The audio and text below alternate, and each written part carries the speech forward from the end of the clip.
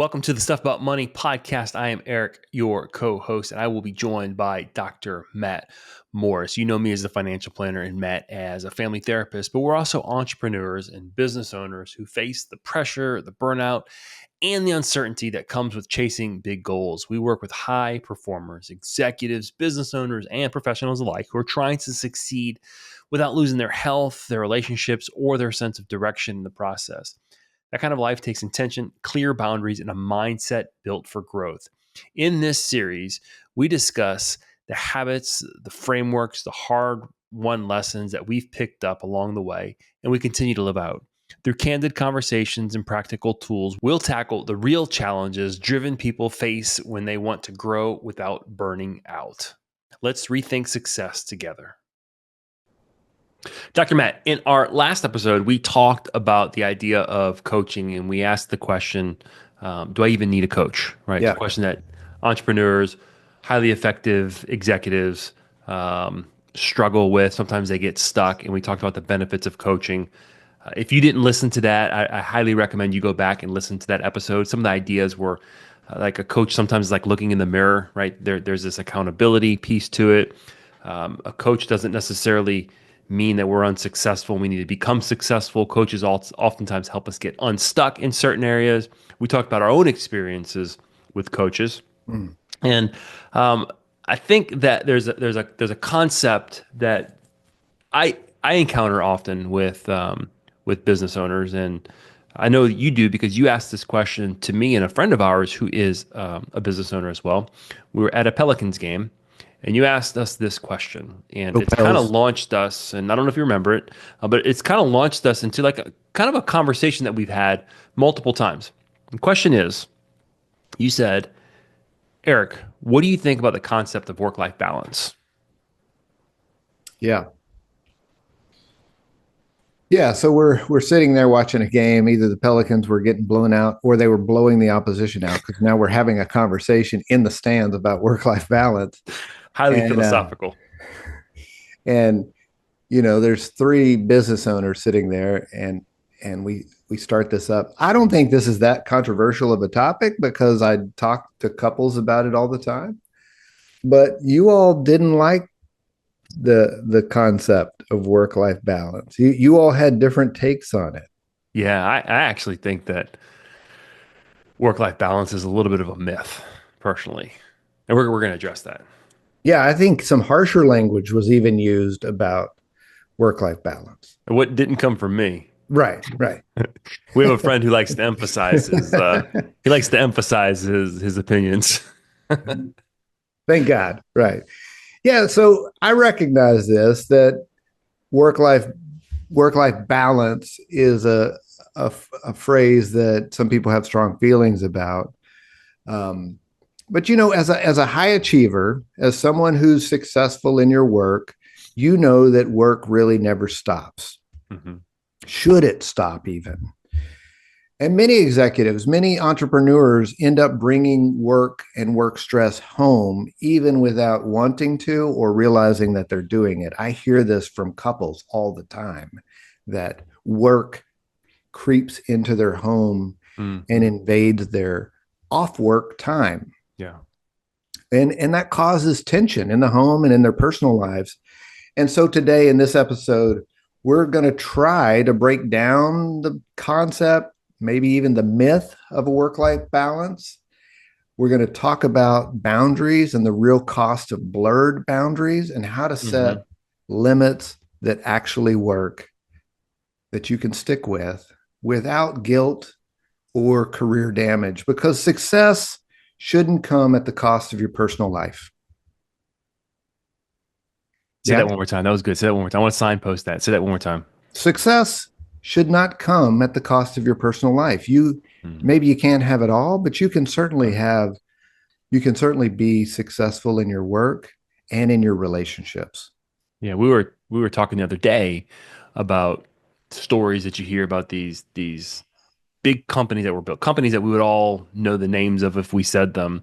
And along the way, the founders of these companies lost their families on the way. And it's just interesting to hear them reflect, looking back on those experiences. And sometimes they look back in regret, and sometimes they look back on what else was I supposed to do? Like I was on this mission. Like they felt really compelled and called to build what they built. But it's just interesting as they look back and reflect. And we're oftentimes in positions to help people think about it along the way. Yeah. So let me clarify a couple of things that you Okay. said. Okay. Um, maybe in the opening I said controversial. I don't know if I said controversial about work-life balance. I don't know that it's controversial, but I think it comes up often. It's almost like in my field, if I ever talk about budgeting, there's Mm, this immediate hmm. guilt. There's this immediate shame that people feel, and they're like, you know, I know I should be budgeting, but I'm not. And I think the same happens with work-life balance. Yeah, there's this immediate sense of like, I'm probably out of balance, and I probably need Yeah. to spend more time with my family. And the reason why I think it's important is I think sometimes we introduce these like outside ideas of what these terms mean, the baggage that comes along with it, and it creates undue um, shame and undue kind of guilt. So, for example, and maybe I'm off here. Maybe people are going to say, "Well, Eric, this is why you disagree with the idea, the way you define it." When I hear someone talk about like, "I want work-life balance," typically when they describe it to me, it's I want to work for a reasonable amount of time during the day Mm, and then leave work and spend a reasonable amount of time with my family for the rest of the day. mm, I want to work 8 hours and then spend the rest of the time with my family. hmm. And where I push back and say, if you're a business owner, again, depending on where you are in the stage of your business, or if you're an executive or a high income earner in a position of decision making, in a position of authority where there's a lot of people uh, uh, that you know are dependent on your performance, like I don't know that balance exists in a day to day, week to week. I think we can reflect in bigger chunks of time and say I dedicated a lot of time to my business and I dedicated a lot of time to my family, but it wasn't necessarily in the I worked 9 to 5 and then I did sports with my kids in the afternoon. Yeah. That's why I push back on that idea of work life Yeah. balance. That's what I think is a myth. Okay. So the way you're defining balance is about time allocation per day or per week. And for you, that's not a helpful framework. And then therefore it's a myth in that way. Well, when you think of balance, right, we think of a scale, right? On this I side of see. the scale I is see. something, and on this side of the scale is something, and it needs to Yeah. balance. Yeah. And I It, see. And you're on your scales, you're putting like hours spent. maybe Yeah.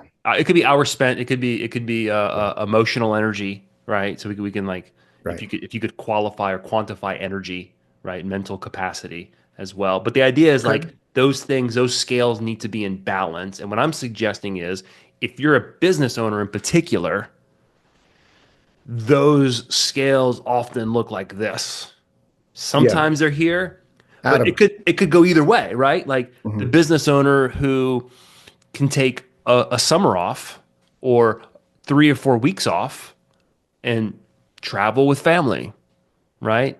Or the business owner who's travels for their work for a long period of time. So there's this balance, and my pushback was maybe the goal isn't balance or like getting the scales Yeah. to be weighed. It was more of an alignment of value and purpose. Does that make sense? Yeah, for sure. I think that is a helpful nuance or reconceptualization of balance to include alignment. Hmm. That whatever your goals are in terms of your work and your not work, your home, your relationships, that your energy, your time, your money is spent in alignment with those values. I think that's good. And the caveat that nobody's nobody's aiming for perfection. We're aiming for good. We do Hmm. this most of the time. We're able to achieve this most of the time. Not all the time, but most of the time. I jump back though? I do want to jump Uh-huh. back and define balance the way Yeah. I think of it. So again, I'm a therapist, a couples therapist. I hear couples talk about this all the time.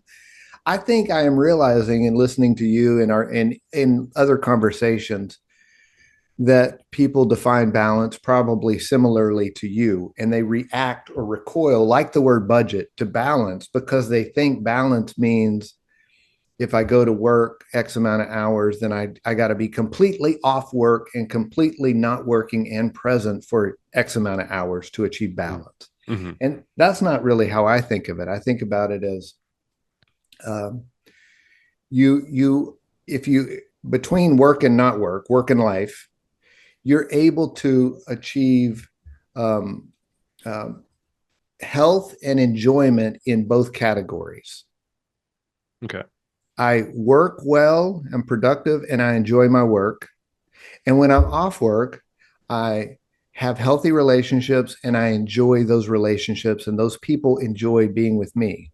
Mm-hmm. And okay, so that's part one. And number two is that neither category impedes the other one too much, too frequently. So my enjoyment of work doesn't impede or take away my enjoyment from not work or home. And my enjoyment in leisure or relationships doesn't impede my productivity at work too much. That's what I'm talking about in balance. Yeah, and I would say if you've started a business, there's always going to be seasons of like you don't feel like based on you define it like I am not. There's always an aspect of growing a business that is not always enjoyable, right? This Yeah. is this is hard. I don't like. I mean, I remember early in my early days, like the kids would go to bed. And I would go study for another designation, or I would do more work, or something. I'm like, Yeah. I don't like this. This isn't fun. But it aligned with what I was trying to do. I was trying to build a business so I Yeah. can get to a point where I didn't have to do that. So I was out of balance, but there For was a season for a season, right? and a purpose And a purpose. that It was an aligned. alignment. That's right. Yeah. I had so that's the challenge, and that's where I think that this idea of work-life balance and the way I hear a lot of people talk about it and on TikTok and social media, like I'm like, man, that's a myth. Like if you're a business owner, if you're an executive, what they did, they are setting me up for failure. Mm-hmm. Mm-hmm. Let me put a finer point on that. They're not setting me up. They're setting me up for maybe mental anguish or a sense of like I'm doing this wrong, like this deep sense of like I am not satisfied because I haven't achieved that yet. Mm-hmm. So they're setting me up. Here's a better word. They're potentially setting me up for a life of unfulfillment Mm-hmm. because I can't attain balance. I see. Yeah. Is And that so and so we're also wanting to avoid that feeling, the guilt that comes with not feeling like you're living up to the standard or the requirement or the expectation. What we're really talking about here in the way that we're aligning our work and our not work, our work and our home, way where we're aligning that into an integrated model where I'm able yeah. to experience health, success, enjoyment in both places versus separating it. It's either or. We're not saying that. We're saying we can find integration there. Yeah. I think it needs to be said here that there are certain jobs that when you're not working, like you're literally off. You can't do anything, right? I can't go home and I can't think about it. It's done, right? Mm-hmm. Most business owners, that's not the case. Yeah. Some maybe maybe some high level executives that may or may not be the case.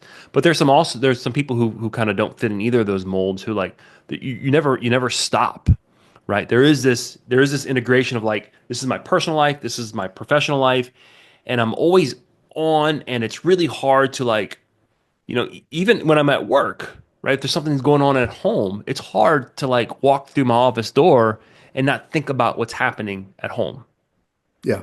right? Or you get a call during the day. This happens sometimes to business owners. Sometimes, depending on the business you're in, you have a little bit more flexibility in your time. You get a call during the day where you need to go tend to something that's not business related, but it's home related, right? So, like you said, like this is work, this is personal, and they're tightly integrated. So, how do you like not let work sneak into home and home sneak into work and set those boundaries so that you can be Yeah. productive and effective when you're in those areas? Yeah, and let's jump into boundaries, but let me just make that point that we've been saying. There will be seasons of life, Hmm. seasons of the year that work does sneak home, and other seasons where home sneaks into work. And and once you understand and accept that those it's not always this way, it's not always going to be this way. This week is particularly stressful, or this month or this quarter is Hmm. particularly stressful. It won't always be that way. Then the person and the couple and the family can build expectations and boundaries around that season. Hmm. So let's jump into, first of all, what happens when work sneaks home. Um, that does really impact relationships. At least that's what my couple clients tell me, is that when one of them gets home, but their mind is still at work, they're not really present for their relationship, and their partner notices it, their children notice it, their friends notice it, and you lose connection with that person. You're not really connected if you're not present, and you're not present if you're mentally somewhere else. And so there's this idea that you might be physically present. Yeah, dad's at the dinner table, Mm. but psychologically dad's not present because dad's in his phone looking at emails that are beeping. So Yeah. you can be physically present but psychologically absent. And that is particularly painful for relationships when it Hmm. looks like you're here, but you're not here. Like the number of people who have talked about growing up in a home where one parent was at the game, but they weren't at the game. They were on their phone Yeah. negotiating a problem or a deal or something. They're not really present. And so Mm. when work sneaks home or into home life, it does really hurt relationships. Moreover, it's not great for you either. It's not great Yeah. for me either that my mind is full of all of these ideas and information and decisions about work. I don't sleep well. Hmm. Uh, Therefore, I don't wake up rested, and I'm Mm. back on the grind at 50%. So Yeah. it affects all of us. We need Yeah. boundaries. And I think that, um, as you were talking about, like the difference between physically present and psychologically present or emotionally present. And, as I Yeah. look back, I don't, I mean, we all look back and say, oh, I wish I would have done that differently. But like, could you have done it differently? Maybe, maybe not. Maybe being aware of it might have helped. And I think that's a big thing. If you become aware of it, it becomes a little easier to deal with it. But, when you look back, you know, you feel regret, and sometimes looking back and feeling regret is only good in that it gives you insight into, okay, I want to change this and make sure I don't do it again. But as Right. opposed to like sitting there and staring too hard and like, right? You stare too hard on the past, and yeah, I wasn't psychologically present. But like I look back and I think like that was me. Could I've changed it? I don't know. I don't know if I could have changed it. And I say it probably wasn't as bad as my wife might say it was, but I don't know, right? Yeah. And I don't know if this is what you're saying, but the past is a really important instructor, Hmm. but it shouldn't beat us up. We can't Yeah, go that's back and good. do it differently. That's So good. there's no need to, we can learn from it and try to make adjustments, but we shouldn't like relitigate that all in our mind because we can't do anything about it. And that's the benefit of, we talked about in the last podcast, in the last episode about coaching is it's like having a coach is like looking in a mirror sometimes, right? Yeah. It's oh, it's a little bit more than that because it's someone who knows you, and they're kind of looking, they're telling you what's going on because they're seeing it. You're not seeing it. Oftentimes, and I don't know, I would imagine, I would imagine that your work confirms this. Most of the time, it's not your significant other who's the best person to tell you Yeah. that you're not present. They're a better looking mirror. They're just a harsh mirror. Yeah, yeah, yeah. Yeah. Um, Kids are great mirrors. When kids go to their mm, parents and go like, why can't you spend time with me? yeah. That's a hard one. Yeah. Yeah. So let's talk about some of those boundaries that help uh, cultivate, that help protect work-life integration. Yeah. Um, I would say one of the first things is, and we don't have it written in one of our notes to talk about, but I was just thinking about it Go ahead. as we talk about the seasons of work in life, particularly for the entrepreneur or the high performers, is making sure there's some form of agreement between you and your family, right? They're a part of your success as much as you are a part of your success. Yeah. They, I was listening to a podcast recently, and it was a business owner reflecting on the cost that his family paid. Now he wasn't giving any insight as to whether it was good or bad. He was just saying they paid a cost, Yeah. and we need to recognize that the people in our lives bear Yeah. a cost of our success, and therefore they're as responsible for it as we are. So having that agreement is important. Yeah. And I guess what you mean by that agreement is that they're aware of the season of work and the workflow and when that parent can be more or less available, and they understand that that's good for us. We're all in this Yeah. together, and there's a purpose for that, and that there's clear communication over why we're doing it that way and Mm. how long it's going to last. Goes back to why alignment and purpose. This is why I'm working a little bit more this week. And how long it's going to last, Yeah. like Yeah. what you can expect. And so I do think like a precursor to setting these boundaries is what you're talking about, is this clear communication among family members of this is how it's going to be, and this is Yeah. why. Like, think about like um, a military family where one spouse deploys. The family can understand that, and they can rally Mm. behind that, and they can go, okay, the deployed parent is going to be gone for X amount of weeks or months, Yeah. and we're going to pull together, and we're going to hold it together, and we're going to FaceTime as much as we can on these days, and then we're going to come back together. Families can endure that kind of pressure, but they do it if they understand it, if they know why we're doing it, aligns with our family values, and how long it's going to last. Yeah. There's a tremendous amount of clarity in that. For Right. kids, even if they can see it visually, like on a Yeah. calendar, that's really helpful too. But just some more like practical boundary setting strategies for productive workers and executives. It's really important to have clear start and stop rituals, or clear start and stop um, Mm. activities that Yeah. people learn and are aware of and stick to.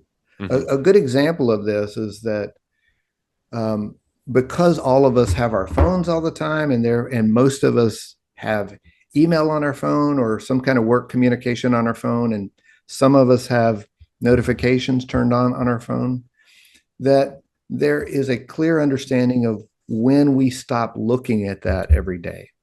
Mm-hmm. And it's helpful. It's helpful if it's a few hours earlier than bedtime, a few hours earlier than I fall asleep, and that everybody's aware of that. And the kids learn to use their phones also in that way, that we start work at this time and we stop work at this time. Yeah. And Yeah. there's a pattern there. I'm particularly intrigued with your word choice here on ritual, Yeah. right? We usually think of ritual in the context of like religious or the spiritual, practices that we perform regularly for one reason or another to draw us closer to God Yeah. or whatever, right?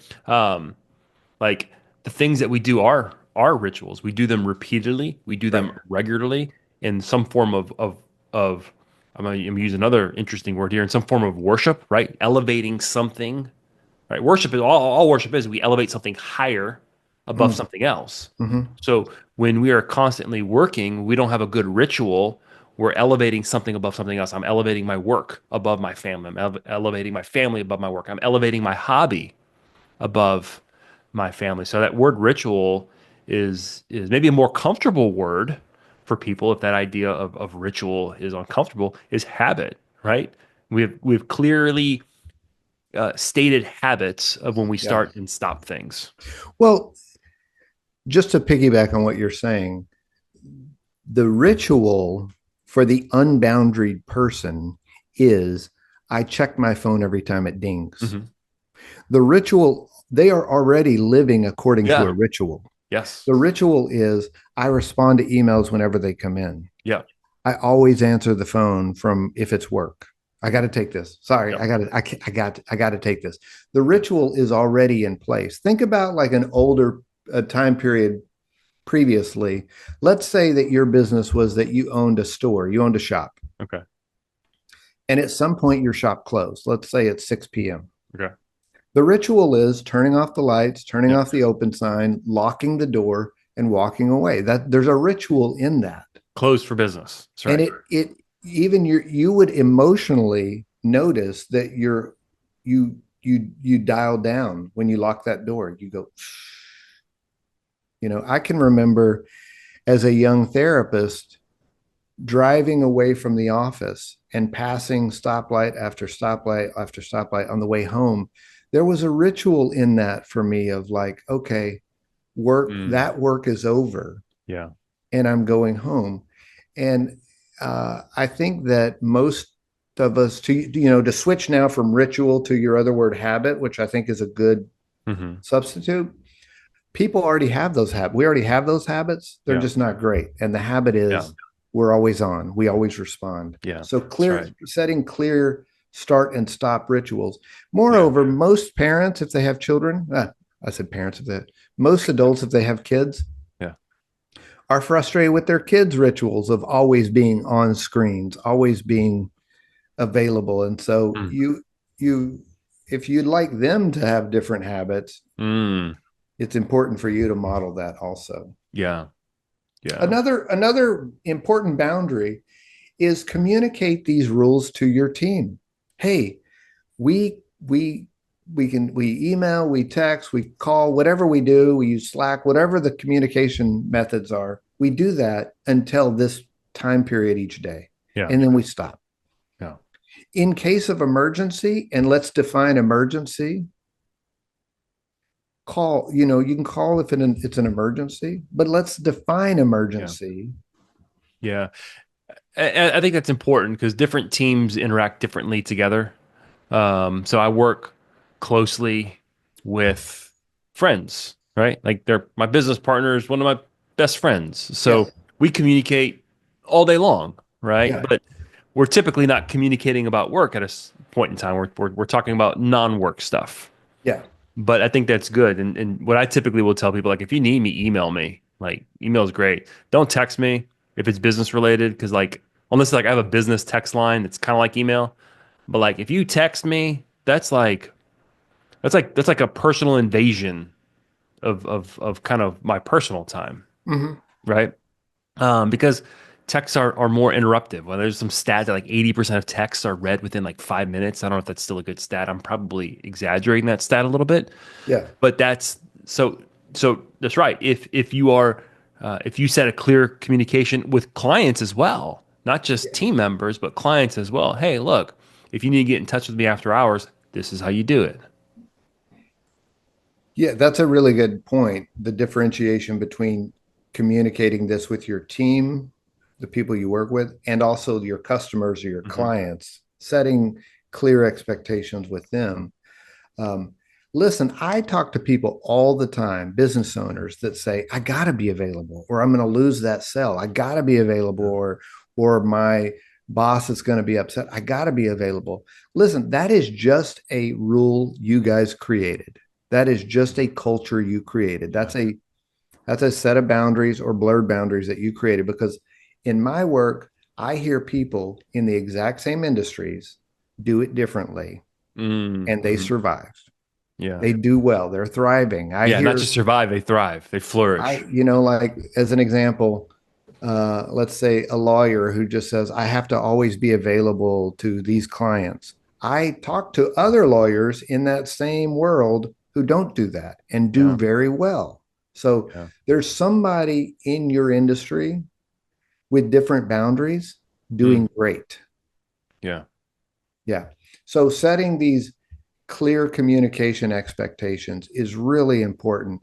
People want to know how to contact you. That's right. Yeah. They don't want to invade you for the most part. Hmm. And so just letting them know, be clear about that. A Yeah. third thing that is really helpful is to create really like sacred times for your family and for personal priorities. These are things that are, for the most part, 99% of the time, non-negotiable, Hmm. and stick to those. So, I and I appreciate. I don't know if you intended to do this, but I appreciate your word selection. Okay, ritual, sacred, because what we're talking about is really important, and yeah, I think it does rise to the level of like, because this is important stuff. Our work is important. Our family is important. yeah, Okay, they're we need to spend sacred time sacred. with our family because it is set apart. Sacred just means it is set apart specifically for this reason, right? It's like your fancy shoes, right? I know you're a shoe, you're a sneakerhead. I'm kind I of like not shoes. really, but Yeah, like I got certain shoes that I have set aside for they, specific purposes. they are set apart for dry days. I'm not wearing them if it's raining. They are sacred, right? So this idea That's right. is I'm creating sacred time for something that I deem important because it Yeah. rises to that level. I like that. Yeah. And your most important relationships are sacred. Yeah. You know, I'm a fan of relationships. Yeah. They're And the so guts. The relationships are the guts of life. they are the guts of life. And so uh, protecting time Yeah. in the for those relationships is sacred. Mm. And what I just mean here practically is that there are moments in your day when when there's a wall around you and those relationships protecting you from work. A Yeah. good example of this for me, for my family, is we try to sit down to dinner together and we try to not look at our phones at all. Just put we don't have any sort of fancy like they go in a basket on top of the refrigerator or anything like that. We just say we just don't get them out. We Hmm. just learn to be at the table together without any sort of outside influence. Now, it's not perfect. Sometimes people will be talking about something and we go, "Well, let me look that up." And Yeah. somebody breaks out their phone and we look it up. It's okay. Yeah. But the idea is Yeah. it's sacred that we're Yeah. together. Yeah. And we've learned to do this well enough that sometimes people comment on it. Recently, we were having a family dinner with some other family members and some friends that we don't know well.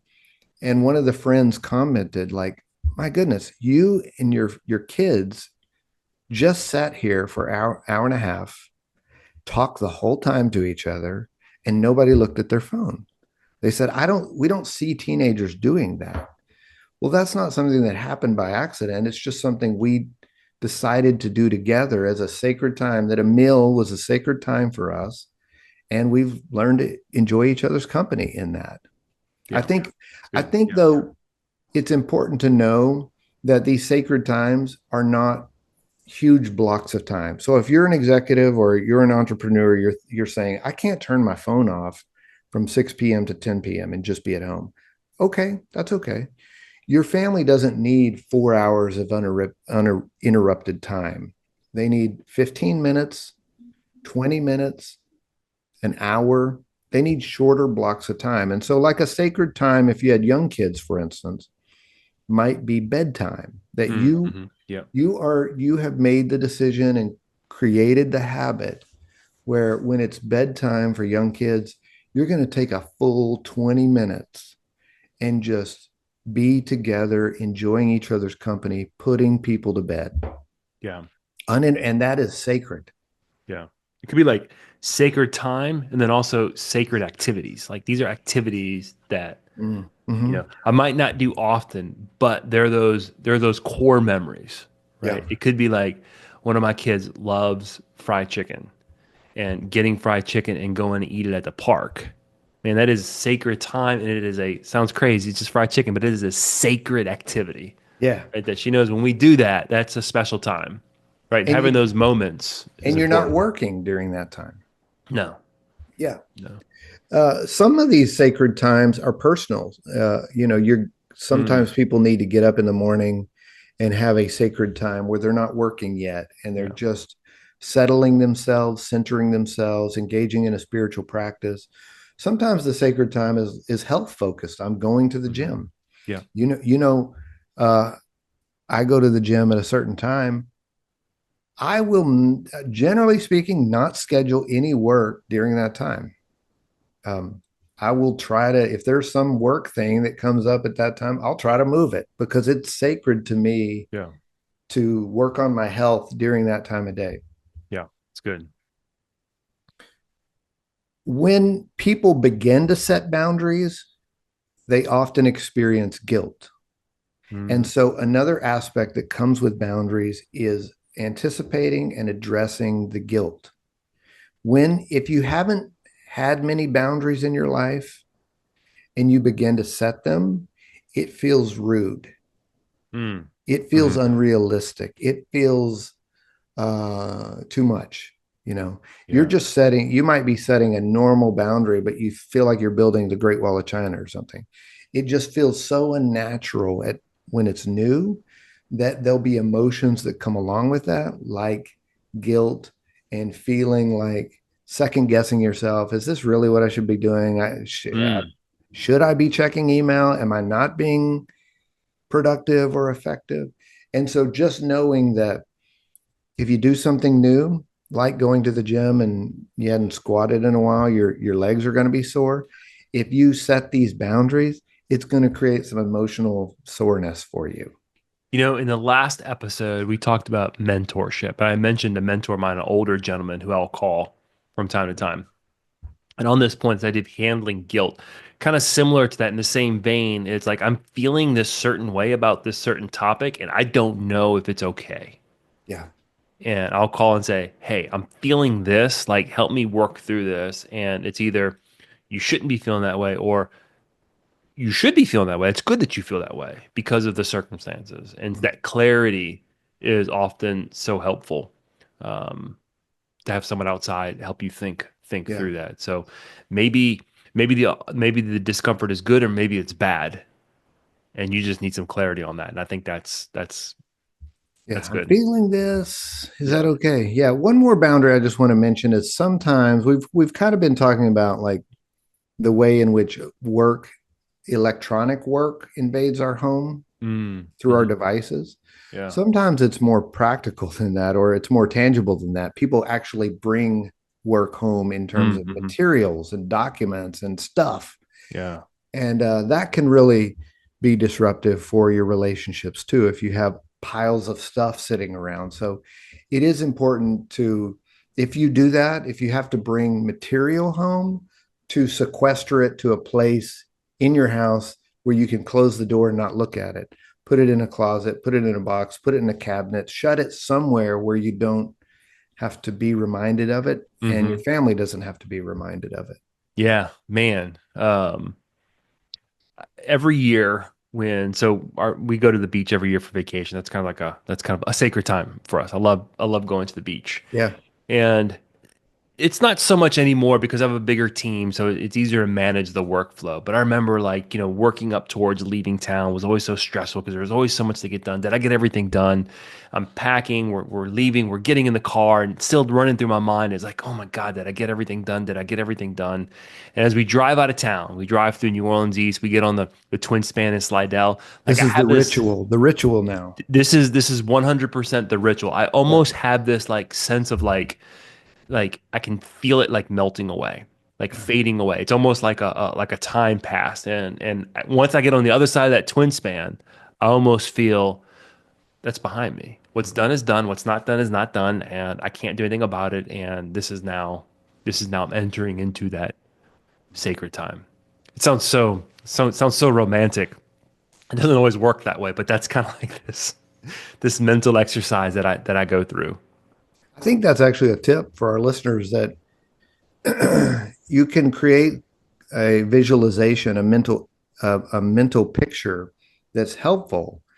is that, like, for instance, you just talked about crossing a bridge. I know you crossed a Mm. bridge in that story. Hmm. The mental image of all of that stuff that I was thinking Yeah. about has to stay on that side of the bridge. Yeah. And I'm crossing the bridge with that, unburdened by that. Yeah. I'm not bringing that on vacation with me. Yeah. So if we go back to the earlier scale, we talked about balance, right? Here's a scale and sacred time, unsacred time, work, life, Mhm. family. You start to say, okay, I've been spending a lot of time working, but now I'm gonna bring things, right? I'm gonna spend more of that sacred time and elevate that a little bit more because that's the season I'm in.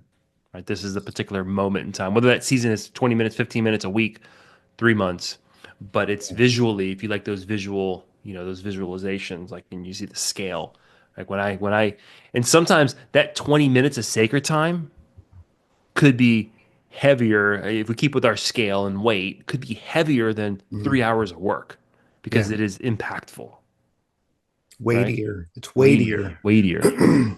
Yeah. Yeah. And if you mess this up, if you get out of balance, okay, Happens talk all the about time. talk Course about correct. it. Yeah. Talk about it with your family. Talk about it in your relationships. Talk about it with your team. Correct, and get back to it. Um, we need to wrap up, but I do want to acknowledge that for people who are productive and Mhm. successful, they experience work demands, and that stress comes with that, and that does come home.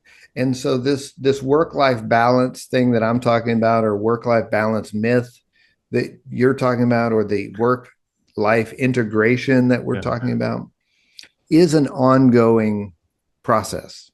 You It's like can brushing set your teeth. It's like brushing your teeth. It's like going to the dentist. You can set boundaries or Hmm. habits that make it easier, Yeah. but perfection's not the goal. Hmm. Better is the goal. And so keep working at it. Setting boundaries is one thing, sticking to them is another, and then reevaluating and changing them is the next level. Mm. Uh, Yeah. the reality is, though, that many executives, many entrepreneurs, many productive people struggle managing their workload in a way that doesn't follow them home. That's Hmm. not unusual. Um, so if we get better at our workload, there is the potential that not as much follows us home. And so in the next episode, we are going to be talking about processes that help us work smarter, not just harder, Hmm. because we all know just doing more is rarely the answer. So we'll see you then. Yeah. Also, one other note: if you want some reflection questions to kind of think through this idea of balance and integration and what that looks like, wherever you're watching or listening, go to the show notes and you will find a link to download some of those questions to think through this. But thanks again for listening. Hey, if you find this helpful, if you think someone else would find it helpful, please share it with them. Again, thanks for listening.